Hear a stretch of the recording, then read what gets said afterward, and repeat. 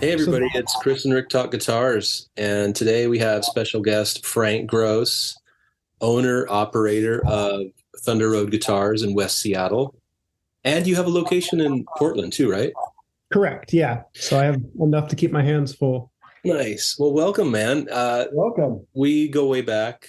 We know Way, Frank from way back when. way, way back. Yeah. Yeah. I mean, I've always been curious just kind of how you got started. I mean, I know the basics, but what was going through your brain? You were working at multiple music stores and playing in bands. And what was the kind of impetus that kind of got you going and thinking you were going to do your own thing? Well, I've always been fascinated with guitars, from a pretty young age, and got a really cool opportunity when I was a teenager, as both of you guys know, to work at Emerald Yeah. with Ricky and Lou Hampton and Mike Davis and that whole crew.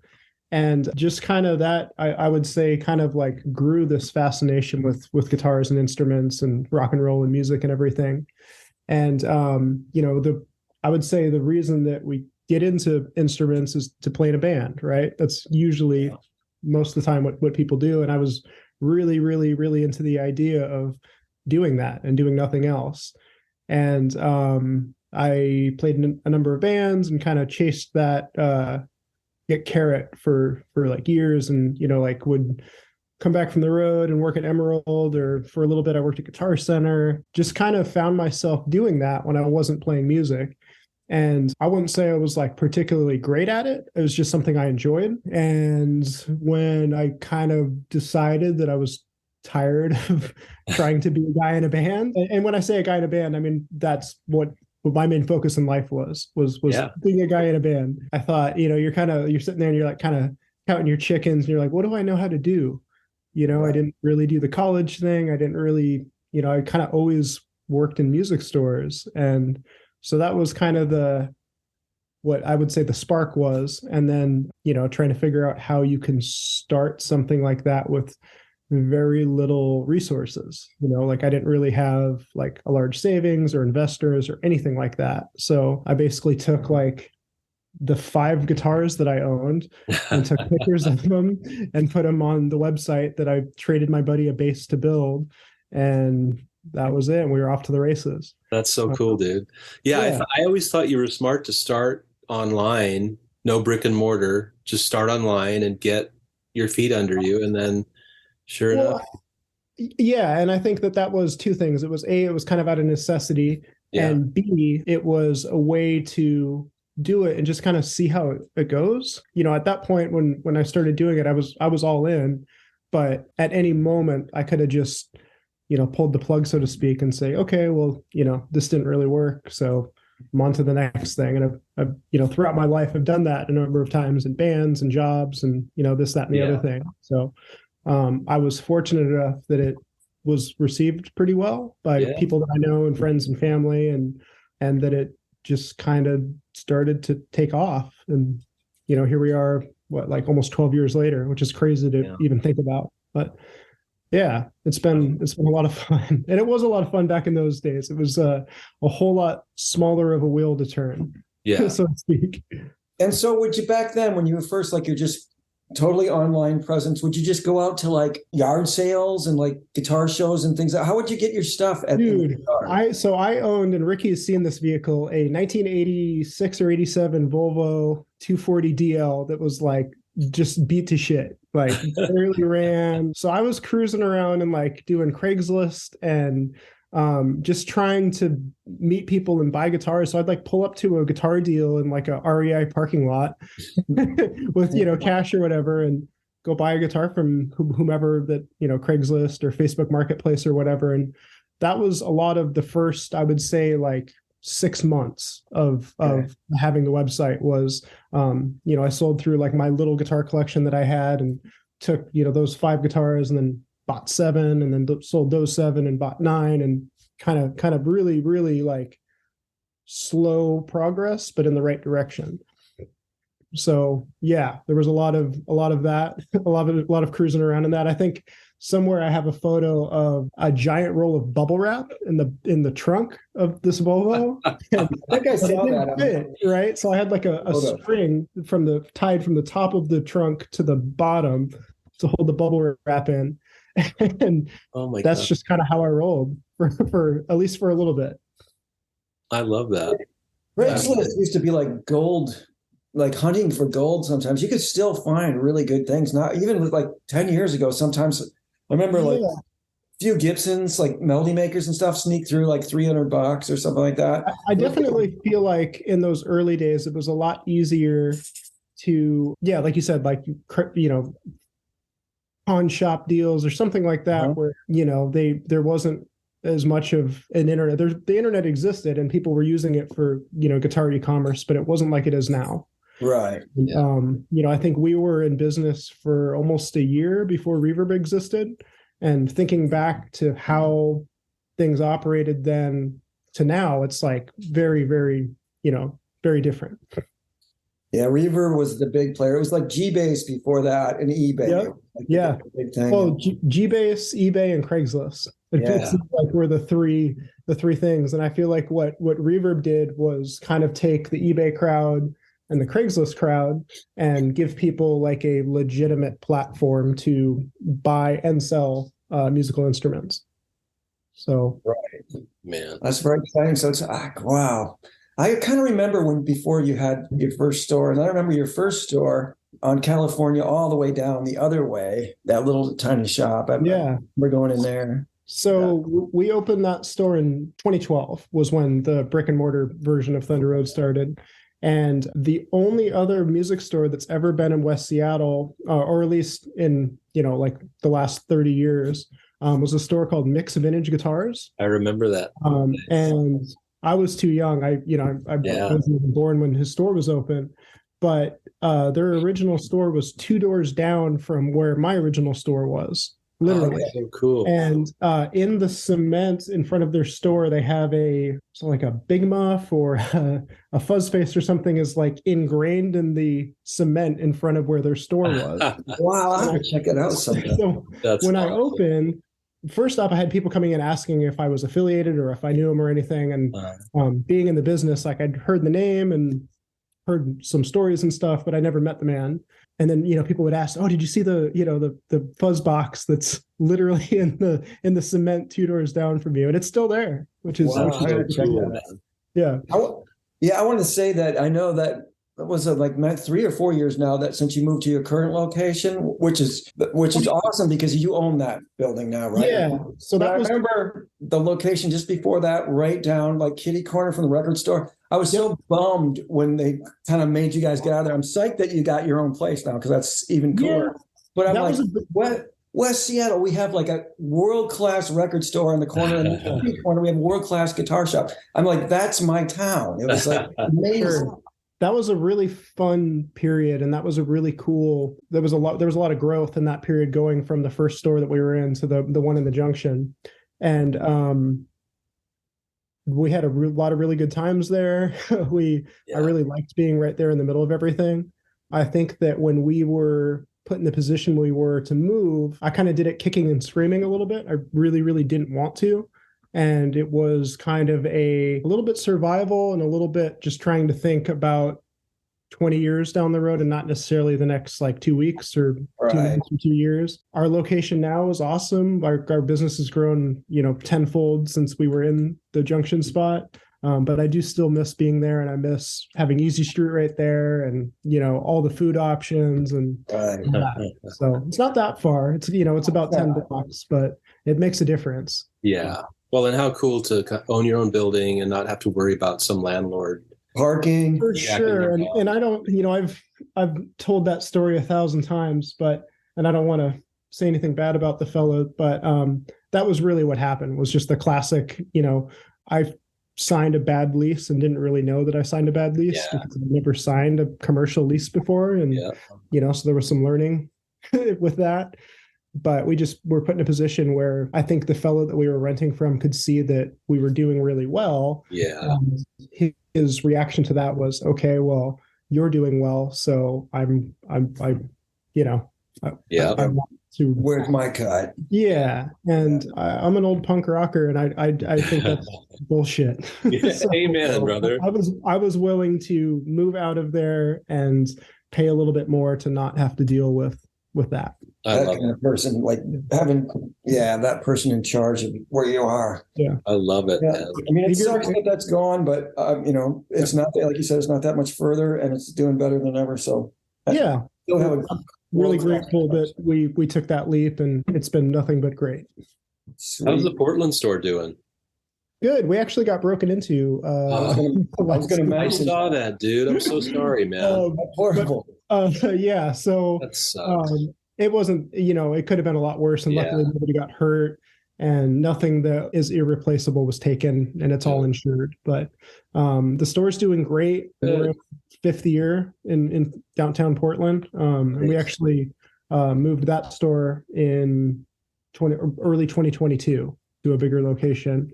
Nice. And that's been a lot of fun. It's my partner Will basically runs and operates and owns the Portland location, is a great dude to work with, and we constantly have ideas scheming up about different brands we want to work with, or different guitar shows we want to hit and stuff. So That's awesome. it's a good relationship. And Portland, despite being really close to Seattle, definitely has its own Oh, yeah. characters and Yeah. vibe. And it's Everybody's high. Huh? They smoke a lot of pot, and they don't stay out, but yes, hopefully yeah. buy a lot of guitars. But it's a cool neighborhood, and we're really happy to be hanging out down there and slinging guitars. That's awesome. Yeah, every time I go down there, I stop in to that. Now, I probably haven't seen the new shop, but Yeah. I used to go down and see Will when he was down there. And Yeah, his original store was, I think, maybe even a little bit smaller than our original store, which it is was hard to small. copy. Yeah, but it was That's- cool. It was a very yeah. cool. Yeah, it was really Cool. nice area space. Yeah. Yeah, I dug it. Well, I was going to say, when you're talking about like you and Will brainstorming, I absolutely love your little advertisements that show up. They're so perfect. Everybody involved, it's just like Yeah. brilliant. They're always so so perfect, and I mean, it's just like you get the essence of your shop. And Yeah. pretty fun. Well, I can't take full credit for that. We have a fellow on staff that's what he does, is just does video content for the store. And, we live in a social media driven age, and a lot of the stores that we know or that we look up to do some variation of video. Right. And, for Ryan, who does our video content, has been on staff for a couple of years now. We've been kind of trying to find a way that we can create content that that people want to watch, and B, that gets people to the website and gets them into the store. Yeah. And we've done, like the demo videos, and we've done videos of guitar shows that we do. And those have done decent. Like they, people talk about them and are like, hey, we saw your video and this, that, and the other thing. But it wasn't really until we started doing I would say the videos that we started doing maybe a couple months ago, where it's kind of showcasing a portion of the business in a comical and those are the ones. transparent way, Yeah. We were like, the whole idea was let's create these videos that are, kind of funny, but show people what happens in the store on a daily basis, and maybe breaks down a little bit of the barrier between what people think happens in a guitar store or retail setting, what actually happens. So far, they've been pretty well received, and I think that people have had much more to say about those videos than anything else that we've done social media wise. That's So awesome. yeah, I enjoy them too. And the thing I like about it is you're not trying to copy anybody else's content. You're just trying to come up with original ideas and let your own personalities shine through, which really resonates and really comes through. yeah. I'm digging the new bass one. I'm digging the new bass ones. Yeah, Five reasons this bass is awesome, or some those guys are awesome. 5 reasons the space rules. Yes. I love that bit. Yeah, and we're, I think, for the most part, a friendly crew, and being able to show that to people, and because I think a lot of times people, if they've never been in a guitar store or a tattoo shop or something that's kind of like a small business that can seem intimidating, sometimes people walk in and they're intimidated and they don't even really know why. And I think that if they, even through social media, feel like they have seen the people that work in the store, feel like they know the people from our social media content, it helps break down that barrier a little bit and makes them feel comfortable in the store. And even if they're not buying anything, just being in and, not feeling like intimidated or anything like that. That's cool. Right. Yeah, the videos they're fun. It's a lot of work, but like I said, people seem to like them. I love that your store seems to be really into like things. There's kind of this perception that like with vintage collectible stuff, like let's say erector sets or something, as soon as those people that played with them when their kids die, they lose their value. You know what I mean? So nobody wants, erector set used to be $350. Now it's like, who the fuck wants it? Yeah. But guitars, like your store is really into guitars like Travis Bean and all these weird things that nobody else would even know about now. And it's like introduced all these new young up and coming guitar players to all that stuff because you give it kind of the same props that you would as like the newest thing from Gibson or something. You know what I mean? All those weird classic brands that nobody would otherwise know about. And that's something we've done pretty much since day one. And, a little like secret, or maybe not a secret, but some of that was just out of necessity because like that's what the store could afford to buy was, some of the more oddball stuff and weird stuff. And as much as we all love like 50s and 60s era Fenders and Gibsons, sometimes some of that stuff is out of reach for, especially like a store like us when we were first getting started. So I've always had a fascination with the weird shit and the odd guitars and pointy guitars and just kind of all sorts of stuff like that.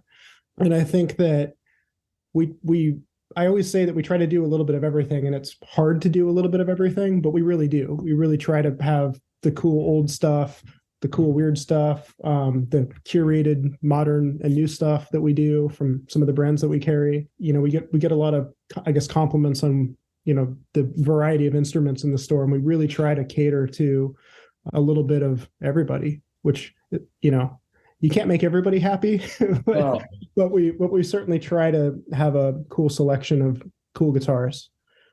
That's the other thing I admire about successful guitar store owners is how they're able to have respect. I mean, because I'm so opinionated. I've been playing guitar so much, and it's like, oh, that guitar, I hate that guitar, or something like that. And it's like you have to be more open to that. I mean, I have a wide range of things I like, but I'm pretty opinionated about stuff.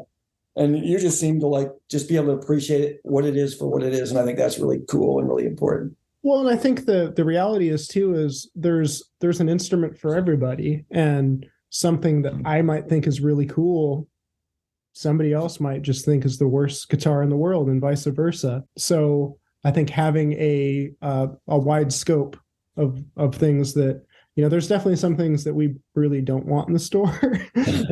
I would say that list is pretty low. Right. Yeah.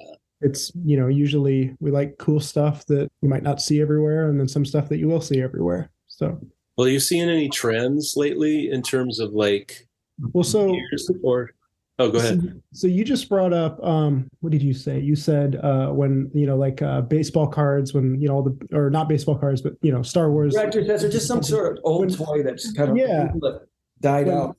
When all those guys die, nobody's going to care. And I talked to my buddy Trevor about that quite a lot, because we're two of the younger guys, I would say, that are doing this. When when I go to guitar shows, I'm probably one of the younger owners by a good 20 or 30 years. That's so cool. A lot of those guys are older, and they've been doing it for a long time. And the question that often gets asked is, when those guys are gone, like, what's going to happen to these shows? Are they going to continue to happen? When the people that are buying, the 50s and 60s era Fenders and Gibsons and stuff that really care about them, when those guys are gone, is there still going to be a vintage guitar market?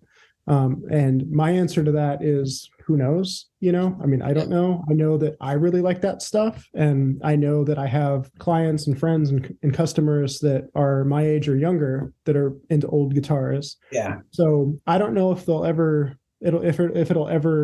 disappear, like, Beanie Babies or something, where it's like here today, gone tomorrow. But I think that the trends might change. The things that people are willing to really pay up for might change at some point, and it might be something that me, you, or anybody wasn't really prepared to see happen. Right, maybe the highest ticket items. But if you go on YouTube, you'll see 100,000 like 15-year-olds playing like AC/DC, in bands and stuff. It's like, it's like jazz. It hasn't really died out. You know what I mean? It's like those I kind of feel like the classic instruments are going to be are already the instruments that everything's going to be based on from here forward, as far as the guitars. But it's true. It is a good question. Are they still going to be like, is a Les Paul still going to be $250,000? That's the question, So it's a big question. And, like I said, nobody has a crystal ball. But that's what everybody talks about. Like, I like it. People that are talking about like maybe buying like a $5,000 Gibson as an investment. I'm like, that's a pretty shitty investment. I mean, and I think that, everybody has their reasons they buy instruments. Some people buy them for investments. Some people buy them to make records and go on tour. Some people buy them as a clout thing, so they can like post a picture of it on Instagram. But I would hope that people will continue to buy them because they really love it. Yes, exactly. And, like, I like selling guitars to people that they love the instrument and they're going to do something with it and they're going to record some music with it. And I hope that doesn't just turn into, a little bit of I'm just buying it because, it's an investment or this, that, or the other thing. And I really kind of always try to tell people, like, don't buy a guitar because you think it's going to be worth a bunch of money, or, like, buy it. And if it's worth nothing tomorrow, you still love it for what it is. And plus, if you buy it for and then you don't even want to play it because this is like an investment. And it's like, that's not good for an instrument. I mean, well, it's interesting to think about the paradigm shifts that happen. Chris and I talk about it all the time too. It's like the vintage market. It's like, what's weird to see over the course of time is instruments that were once considered student instruments or not worth anybody's time, or like 70s guitars, especially Fenders, now fetching, really good money. To me, that all of that is just so interesting to see, because like Juniors and Melody Makers and all that other stuff at one time were not desirable at all until, or Starcasters for that matter. I mean, I loved Starcasters back in the 70s because I had a Fender book and I saw the damn thing and it's like, oh, that's a cool guitar. But those things were, nobody wanted. I didn't know what a Starcaster was until I met you. I swear. I just, because Fender does a like really, really, really inexpensive like Walmart guitar that they sell through. Yeah, right. Big box and it's a pack. Yeah, they have packages too, like the Starcaster. And I always just assumed that's what a Starcaster was, and you're like, no, Rick is crazy. He's talking about Walmart. Well, I am crazy. That's true. Yeah, but it's true. Some stuff that for a long time nobody wanted, and I've been doing this since the early 2000s, and I was 16 when I started working at Emerald. So I've been able to see like how things have gone up and gone down and changed in that short period of time. And some things that you couldn't give away back then, now people go crazy for, and vice versa. Like I would say a perfect example of that right now is, the early 2000s. I feel like everybody that wanted an old Fender amp wanted a twin reverb or a super reverb, anything else was like nobody wanted anything to do with it. Any like Princetons or Vibrochamps or anything like that. It's like they were just disposable garbage, and they're not, but that's how people exactly like reacted to them. It was like they're toys. And that tide has shifted so hard in the other direction now, where everybody wants the small, portable, good sounding old Fenders, and the big stuff like is kind of not necessarily irrelevant. I mean, people still obviously buy them and use them, and there's a purpose, but I would say a vast majority of the amplifier buyers are not people that are buying twins or supers or, there's like, the big 70s Bassman stack. Yeah. It's like the Bassman head, and I think it's a 212 cab, but it's like the size of huge. Yeah. Like if somebody walked into the store with one of those tomorrow, they couldn't give it to me. I wouldn't take it for free. Because that would be completely awesome. If you had a studio or something, you could leave it up. They're great amps. That's like everybody shifts and they just automatically, it's like so focused on, okay, that's not in it. I have no interest at all. It's not even cool. And it is still really cool. The Bassman like head is one of the best guitar amplifiers ever made. Yeah, it will always be. That's all you need if you want to just not fuck around with gear for the rest of your life. Just get one and you can do anything with it. You know what I mean? Yeah.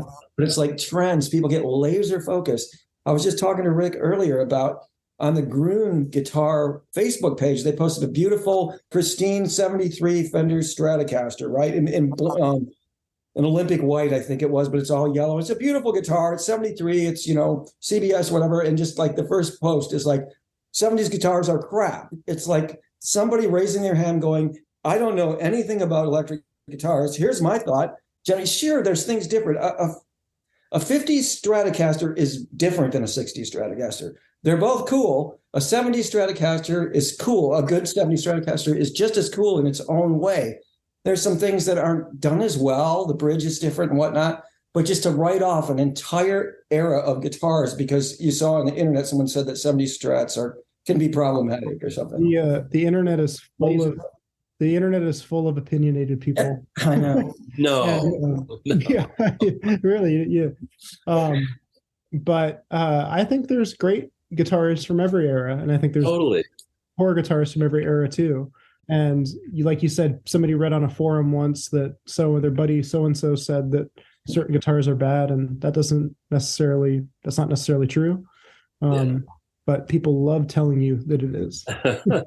Just go by, there's measurable things. CBS Stratocasters, you can measure things. It's like, oh, holy shit, look at the neck pocket on this. They were pretty sloppy here, or this is a really dead sounding guitar. It's super heavy. And then there's some that are super light, super resonant, and they just completely musical instrument. It's like, yeah.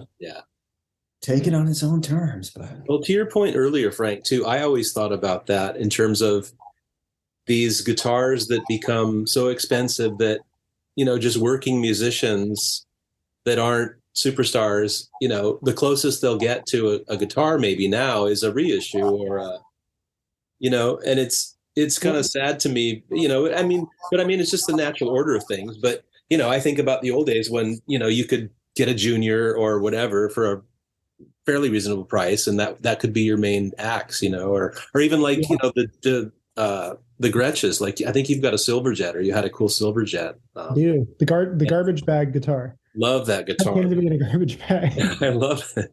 I think about that, and it kind of bums me out, just to think that, as time just keeps progressing, like, the average musician that starts a band in any city and, sees this guitar, oh God, I'd love to have a real 60 something, guitar. It's like, well, good luck, so. Get a melody maker. You can still get a melody maker. Yeah, you can still get a melody maker. That's great guitar. For a long time, people with those old guitars, if they couldn't buy a straight one, they would get a refinished one or one that maybe had been carved out or something. Like but that market has even gotten pretty nutty, and not too long ago, I feel like it was still pretty reasonable. Yeah. And I would say this guitar surge that we've been in for the last, pretty much since like COVID broke out, the whole guitar market just went nuts. And the one before that was right before the economy just collapsed in 2008. The one thing that I would say that is different about this surge versus that surge is the refinished and kind of the bastardized guitars, so to speak. Back then were still cheap. Despite the 100% ones going for a lot of money, the market for refins and this, that, and the other thing was still like pretty low compared to that. And now those guitars have gotten really, really, really expensive, and the buyer pool is a lot bigger and wider than I think it used to be. And when I say that, a lot of our clientele is tech workers in the Seattle area. Interesting. And some of those guys didn't play in 2008 and didn't collect guitars in 2008 and weren't there for that. So this is, the hype and the surge that they're seeing right now. And it's just strange to see like a, 1965 Strat that was rattle canned in somebody's garage and then was sent off to somebody to make it look right again, going for like $25,000. Totally. When they like orbital sand it too. That's the thing. Like it doesn't even have the same shape anymore. And I've seen a couple of those too. I'm like, well, how is this going for that? And people are like, yeah, that's what they're going for. And so, are you saying this surge is was spawned by the pandemic? Is that what? Absolutely, yeah. I think that guitar prices in general were kind of heading in a upward momentum, but it was really slow. Yeah. And when I say that, pre-COVID, for years, if we got in same year, make and model, and we had, let's say, a 1957 Music Master in desert sand with the gold anodized pickguard for like years, I would just say, okay, well, what did we sell the last one for? We sold the last one for X amount, so that's what we're going to sell this one for. And when the pandemic hit, it was like this perfect storm of people working from home, or people, that can't go to work but are still being paid to sit at home. The government stimulus money, boredom, just everything just stirred into a pot, and people just went nuts buying guitars. And because the world was, so to speak, shut down, like we weren't doing guitar shows. I didn't have people bringing guitars into the store to sell or trade. So there was this weird scarcity with used and vintage guitars. So the prices just went nuts. And it seemed like every couple weeks they were more, the same guitar was like, here's an example. We did the first guitar show we did after 2020, I think it was 2021. And we went to a guitar show, and I was paying more for guitars, same year, make and models, in 2021 than we were selling them for in 2020. If that, you kind of follow what I'm saying. Yeah, that's a lot. So we were paying more for them than we were selling them for. And it was like, wow, that just everything, so that I feel like has slowed down a little bit in the last maybe 6 to 8 months, just with kind of everything that's going on in the world. But the COVID spike, I mean, if you talk to anybody that is in the business that was paying attention during that time, it was crazy. Yeah, I bought a guitar during that time. Yeah, you did. You bought I knew at the time I'm probably paying $1,000 more. Did you get the ES guitar?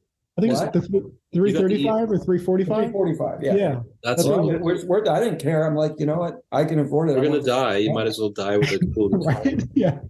But I did think later, like, boy, I bet you I could have gotten this for probably $1,000 less if it wasn't for this stupid fucking COVID. Yeah.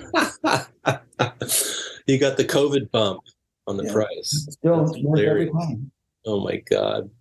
It seemed like everything was kind of doing that, though. Like have in West Seattle, we have a cool bicycle and snowboard shop that's been in business since I was a teenager. They're the same thing. They're like, we can't keep bikes in stock. We can't keep snowboards in stock. It seemed like anything that somebody could do on their own, like play guitar, collect guitars, or go snowboarding was just going bonkers. Yeah, what a weird couple of years. Oh man.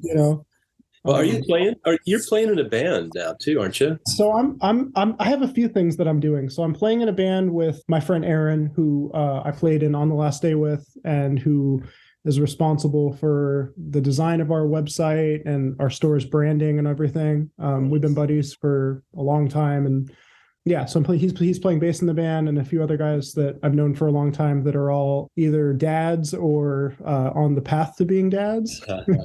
So it's super low key. Dad rock. Lots of fun. We've recorded some music and we played a couple shows, and there's no aspiration to do anything other than that.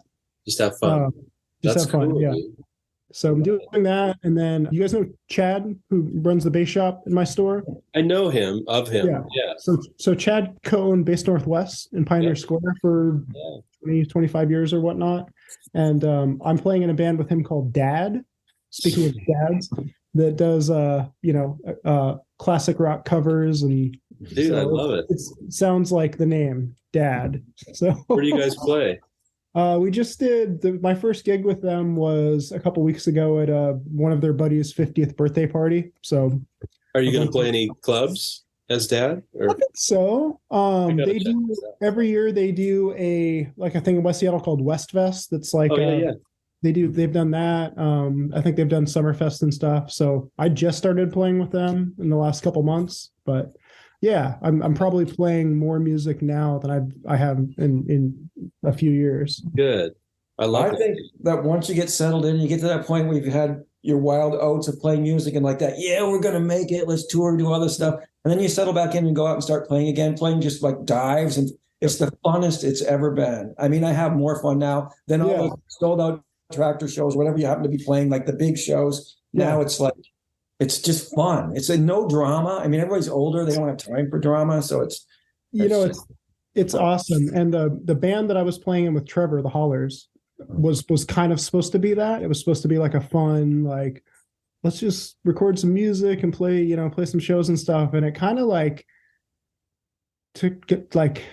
gained some traction in a weird way. Yeah. And we were getting like radio play and like had lots of people coming out to our gigs and stuff. And then it kind of imploded, but that was never supposed to be any of that. Interesting. And it just kind of turned into it. And I'm grateful for that. It was a lot of fun and that was a cool band, but it was just like this accidental, like everybody that was in the band was like, yeah, I don't really want to like try to make this a thing. And I'd done that a bunch. So I was really interested in it not doing that. Yeah.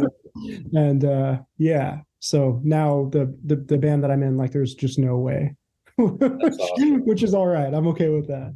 I have a question. I like to ask anybody I'm always curious if anybody working and owning a guitar shop is, what is in your personal quiver, and does it change often? Do you just see something that comes in and goes, I got to take this for a while, and you just kind of put it in your stash for a while and then move it on? Or so over the years, that question would be answered differently, but there was a few years where I would tell myself like, okay, I'll like take home one guitar a year, right? And I'll pick one that I really like or whatnot. And then we just kind of had this run where something would come in and we would take it in trade, or it would be bought with a pile of guitars. And it was like something that I've always been into, whether it be like a Junior or a Jazzmaster or a J45 or something. And it happened to be like a really nice one. And when I say really nice, like 100%, like really clean. And I just kind of had this run of just kind of like the guitars would come in and I'd look at it and the case would close and it would go in back. And it got a little out of control, like a little bit. So last fall, I took maybe like half a dozen guitars to a guitar show that were some of those and offloaded them. But the current mainstays are my 59 Junior. It's a double cut that I love and will either go to my kids or I'll be buried with. That's so cool. My Silverjet that you brought up, the Love trash bag guitar. Love that guitar. That thing's so cool. It's so much fun. And it's like probably the worst playing guitar that I own. Yeah, but it's just so freaking cool. It's so cool. It sounds awesome too, but it's, old Gretches are, especially 50s. They're Gretches, weird, man. Those old Gretches are strange guitars, man. They're kind of clunky and they're not particularly great instruments. Yeah. But that thing is just like, it's easily, again, one of the coolest looking guitars, and, it has a cool story, and I'm a sucker for a cool story. So, but that guitar, and I have a 55 Junior that looks like it was drugged behind the back of a pickup truck. Wow. It's never been broken, that I love. And I would say those are like kind of the mainstay guitars. And then like things will come in and out of my orbit that, I'll hang on to for a little bit and then maybe move along. That's awesome. I have a 68 Paisley Telly. That's a more recent acquisition. I was going to say, you got to have a Fender. So that's a good one. It is a good one. It's a James Burton guitar. Yeah. Sweet. I've always kind of been enamored with those, but you see them and they're kind of usually destroyed or messed with. And I came across this one like years ago. This fellow was in the store selling us a J45 and a SJ200. And we're talking and he's like, I got an old Paisley Telly. And, here's my name and number. So of course I called him like a week later, no reply, no call back, nothing. And I kind of put it out of orbit. And last year sometime, this guy called and we're talking and he brings it up. And I'm like, I remember you and I remember that guitar. And he's like, yeah, I think I'm finally ready to let go of it. And I also have an old Strat that I want to get rid of too. So he brought them both in and we sold the Strat and I kept the Telly. And I'm not much of a Telly player, but it's a cool guitar. And it's super cool. Those are some of the current mainstays that are that I love. I love it. Well, what was your first guitar? What's the first real guitar you ever had? Give me a second. I'll go get it. Got it. Oh, I love it, dude. Oh, dude. Yeah. All right. Dude. This is a 19. Here, I'll move the camera so you guys can see it. 1987 Strat that my father bought from Emerald City Guitars when I was 11 or 12. Oh my God, dude. With a silver-faced twin. And it didn't look like this when I got it. It was just like 3 single coils and like a traditional Strat setup. And being a shit teenager, you want to personalize your Oh, guitar. totally, man. So I've had this, and like all the like stuff I played in, all the bands I played in when I was a teenager. This was kind of the guitar. I love that you still have it, dude. Yeah, it's probably I probably saw that guitar. That was probably the era when I was down at Emerald City when he bought that. Probably was. I think it was 99 or 98. Yep, that was right. I was up there till 99. I was down there. I remember your dad. I think he went to one of the bands at the time. He went to one of our first shows at the Jewel Box in that little club in downtown or whatever. Yeah. Yeah, that was a cool spot. I was in 6th grade or 7th grade, 6th grade. And I came home from school one day and that was sitting there in the living room, and I was pretty excited. So I've had it ever since. And it's probably the most valuable instrument I own. And when I say valuable, it's not like monetarily valuable, but if my house was burning down, I would run in after the kids and pets and everything were gone. I would try to grab that. I love that. See, that's what you mentioned when you were talking about the break-in you had. It's like it's thankfully that's like, and you mentioned things being irreplaceable. There's like $300 guitars that are irreplaceable. You know what I mean? It just depends on the story of them, and that's what's so cool about a guitar. But also thinking about that story, what kind of a dumbass like robs guitar? That's like robbing like paintings or something. It's like you can't sell them. I mean, someone play them in their basement. Like wasn't Junior with like a Floyd Rose or something? Okay, so never gonna get rid of it. So here's the story. So these guys took the I guess main guitar room in the Portland store. There's a wall of Gibsons, and then there's a wall of Gretsch guitars, and then we have a glass case. And inside that glass case was a 55 Junior with an EMG and a Floyd Rose. Somebody shoved on it, right? So it's kind of like a punk, like, hey, like we have a glass case with a totally bastardized 50s era Gibson. Right. And people see that and they're like, get offended. They're like, did you guys do this? So the folks that broke in, we have, camera footage of them in front of the store sitting in their car, and they'd get out and then they kind of peek through the windows. And this went on for maybe an hour before they eventually made their move. And I think that they saw that guitar in the case and just assumed that it was this prized, burst or something. And then they saw the Gretches that they took were master built Gretches that are, $6,000, $7,000, $8,000. And that's what they took. They took the Junior, those Gretches, I think 3 Gretches, and then 2 inexpensive Fender guitars.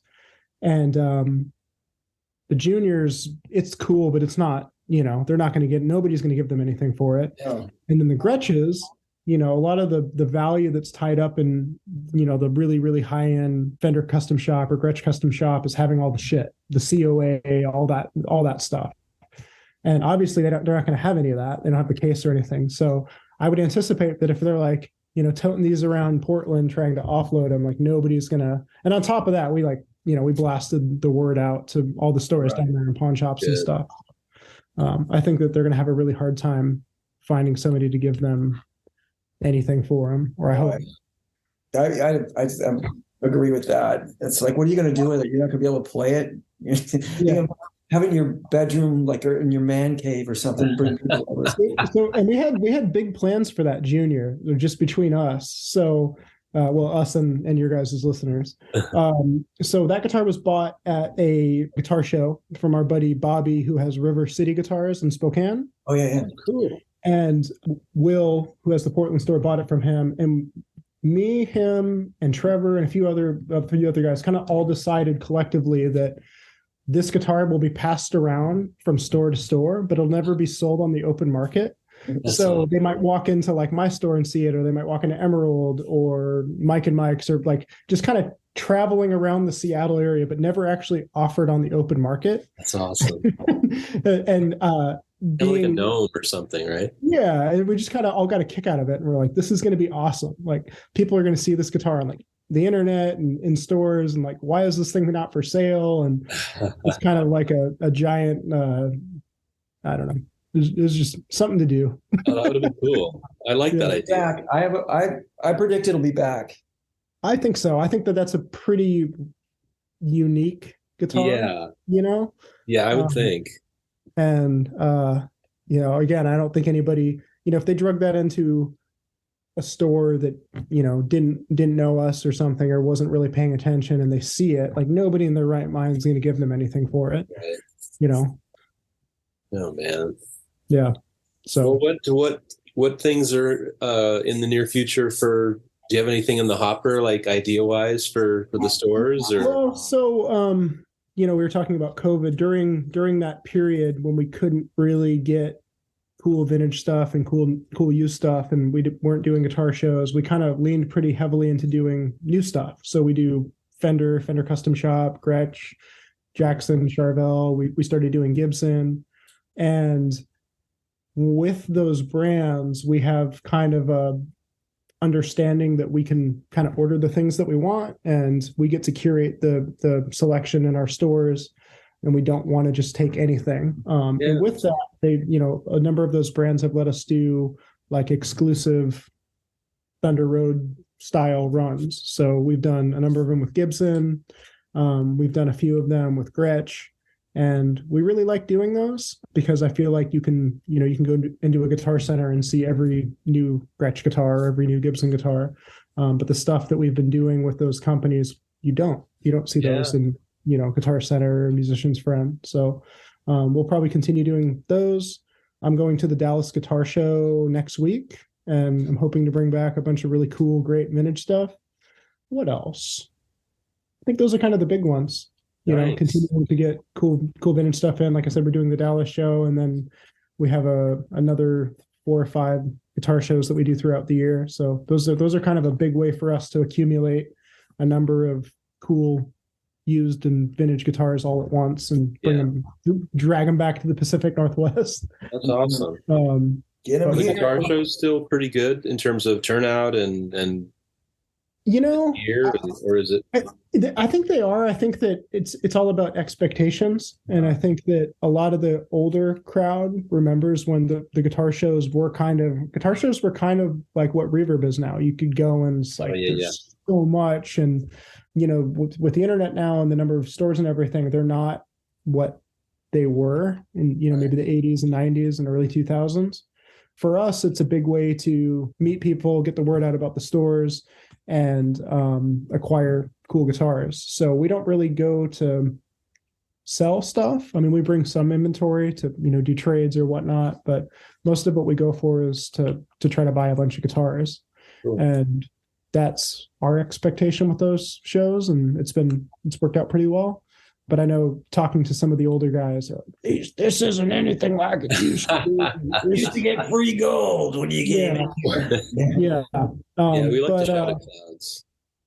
Yeah, the shows are fun. It's a lot of work. We go, and like I said, we're there for 3 or 4 days, and it's just, game on, so to speak. Is it fun for you? Or is it just work, a lot of work? Or it's fun. It's work. I mean, there's a lot that goes into us doing especially the out-of-state ones. The in-state ones, it's a lot easier to, schlub a few guitars down to the Tacoma Dome and do that. But the out-of-state ones, there's flights and hotels and, a driver that we're paying to haul everything back. So, mathematically, we have to come back with X amount of guitars. So that's kind of, when we do those shows, kind of looms over my head for the first 2 days until we've acquired X number of guitars, and then I can kick my feet back a little bit. But got it. It's fun. It's a fun thing to do, and as long as they continue to work well for us, I think we'll keep doing them. Good. Cool. And I remember what was the Seattle Center shows? Do you remember those, Rick? Yeah.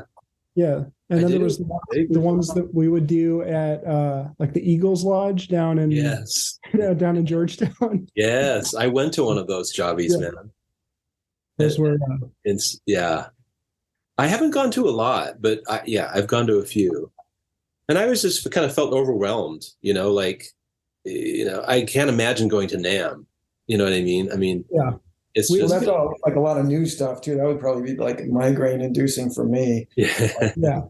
But we did NAMM 1 year, and it was like the Southern California Guitar Show we do happened to be the same weekend that NAMM was going on. So we were already going down for the guitar show, and we thought, well, we at that point we had just started doing new Fender stuff. So we're like, well, I guess we'll go to NAMM for a day. And it was a disaster. Just so many people and so much going on. And that was January of 2020. So it was right before before shit hit the fan, so to speak.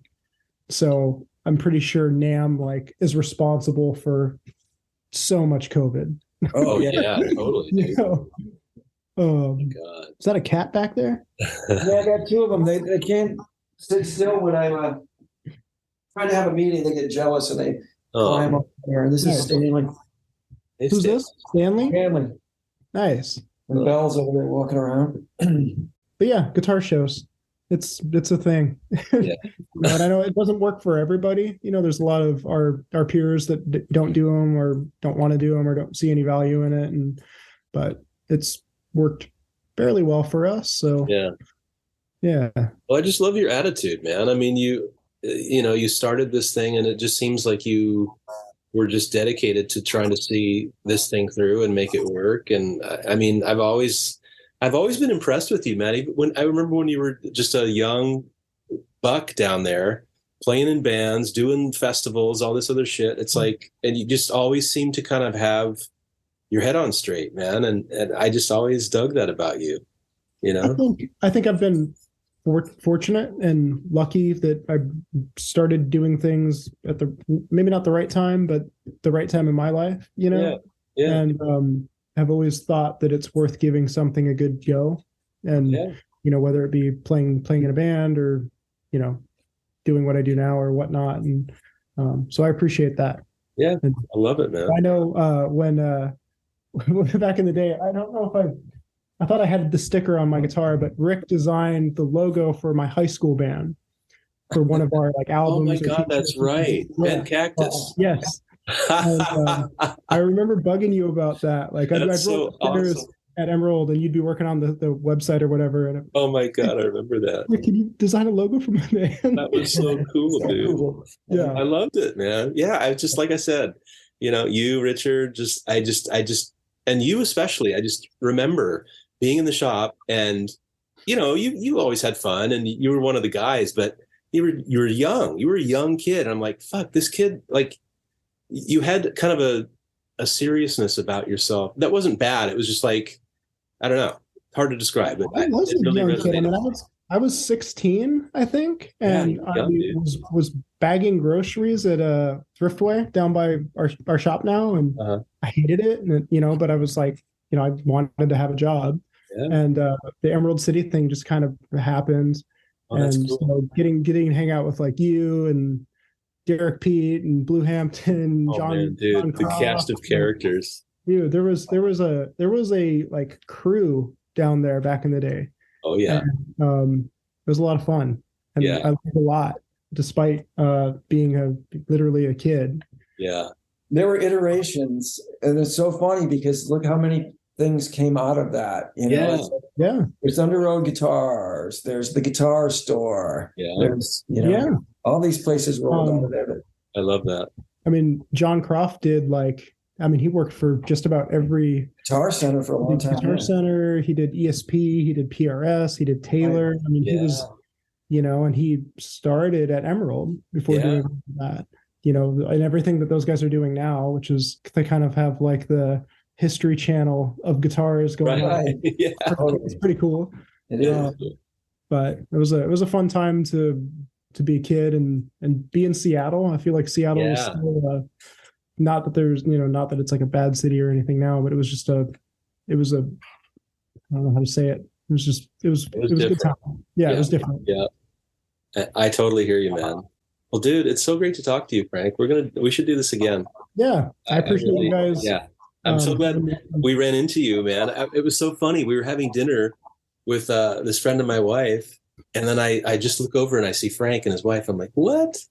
And it was so cool. That place rules. Dude, I love that place. It was great. Yeah, I love that place. We've gone down there like maybe a couple weeks before that. And we're like, the next date night, we're going to go back. And we couldn't get a table. So we're like sitting at the bar, which, you know, two parents were like, all right, this is awesome. We're sitting at the bar. We'll take what we can get. Yeah. Keep them coming. Yeah. Where was it? Fonda La Contrina, down in Georgetown. It's like right on Airport Way. Have you been there, Chris? I'm unfamiliar with it. It's no. really good. I was just down in Georgetown this weekend. It's really good. Yeah, their food's great. That's a really cool little neighborhood. It is. I've always loved Georgetown. It's cool down there. Yeah. Georgetown Music is gone, it looks like. I was down there this weekend. And So they moved. They moved in at the beginning of the pandemic to Burien. Okay. And they're right, like I think in downtown Burien, and they're still called Georgetown Music, but they're they're operating in Burien. And I think it sounds like talking to those guys a good move for them. Good for them. I'm glad they're still around. I thought they were gone. I think Burien's maybe a little bit more of there's a little bit more of like a kind of community there, and Georgetown, as cool as it is, like during the week, if it wasn't like 5 p.m. to 9 p.m. or whatnot, they their foot traffic, I guess, was kind of lame. Yeah. So, Yeah. But cool. Well, cool, man. Well, we'll let you go, Frank. Thanks so All right. much, man. And dude, thank you guys everybody out there. Thanks for listening. We really appreciate it. And we're gonna have Frank back. It was a good convo, man. Yes, we will. I'll try to get out to the shop a little more too, man. I definitely got to get out to the Me shop. too. I'm just down the hill and I haven't been up there in a long time.